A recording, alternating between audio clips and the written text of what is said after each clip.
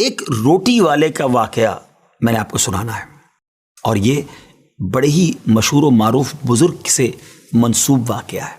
حضرت ابو بردہ رضی اللہ تعالیٰ عنہ راوی ہیں کہ حضرت ابو موسیٰ اشعری رضی اللہ تعالیٰ عنہ کی جب وفات کا وقت قریب آیا تو انہوں نے اپنے بیٹوں سے کہا کہ اے بیٹو، روٹی والے کو یاد رکھنا۔ پھر یہ واقعہ خود ہی بیان کیا کہ وہ روٹی والا کون تھا۔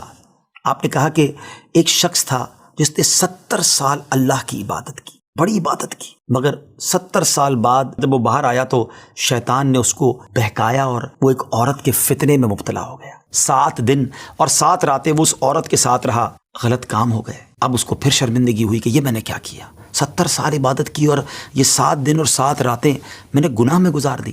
بڑا شرمندہ، بڑا نادم، قدم قدم پر سجدے کرتا جاتا، توبہ کرتا جاتا۔ اب چلتے چلتے چلتے ایک مسافر خانے میں پہنچا تو وہاں 12 مسکین لوگ پڑے ہوئے تھے، لیٹے ہوئے تھے۔ اس نے بھی جگہ بنائی اور ان کے درمیان جا کر خود بھی گر کر سو گئے۔ اب رات میں ایک شخص آیا جو ان کو کھانا دیا کرتا تھا، روٹی دیا کرتا تھا۔ ایک ایک کر کے 12 روٹیاں لے کر آیا تو اس کو پتا تھا یہاں 12 مسکین رہتے ہیں۔ ایک ایک کر کے سب کو روٹی دینے لگا۔ وہ شخص جو یہاں آ کر اچانک بیچ میں آ کر لیٹا تھا، اس کو بھی وہ مسکین سمجھا اور اس کو بھی روٹی دے دی۔ لیکن ظاہر ہے کہ اگر ترتیب سے روٹی دیتے دیتے آگے آئے تو آخری نمبر والے کو روٹی نہ ملی، کیونکہ یہ تو 13 ہو چکے تھے۔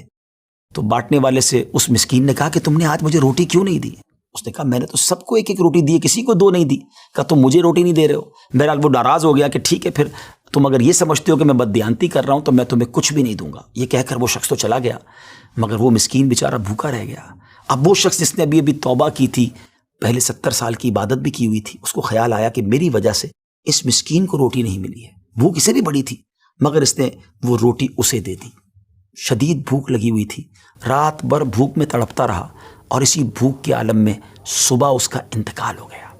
حضرت ابو موسیٰ اشعری رضی اللہ تعالیٰ عنہ فرماتے ہیں کہ جب یہ شخص اللہ کی بارگاہ میں پہنچا نا تو ایک پلڑے میں اس کی 70 سال کی عبادت رکھی گئی، اور ایک پلڑے میں وہ 7 دن اور 7 رات کے گناہ رکھے گئے۔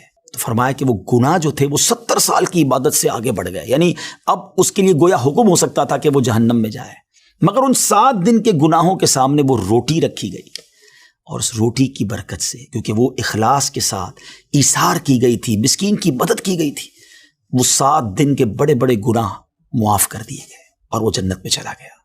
پھر آپ نے اپنے بچوں سے کہا بیٹا روٹی والے کو یاد رکھنا۔ ناظرین، یہ واقعہ واقعی دلوں کے تار چھیڑ دیتا ہے۔ 2 باتیں سیکھنی ہیں کہ بعض اوقات کچھ لوگ کہتے ہیں یار میں نہیں بہک سکتا، میں تو بڑے اچھے ماحول میں ہوں۔ نہیں جناب، شیطان نے بڑوں کو بہکا دیا ہے۔ ہمیں اپنی صحبتیں اچھی کرنی ہوں گی۔ اللہ کریم سے شیطان کے مقابلے میں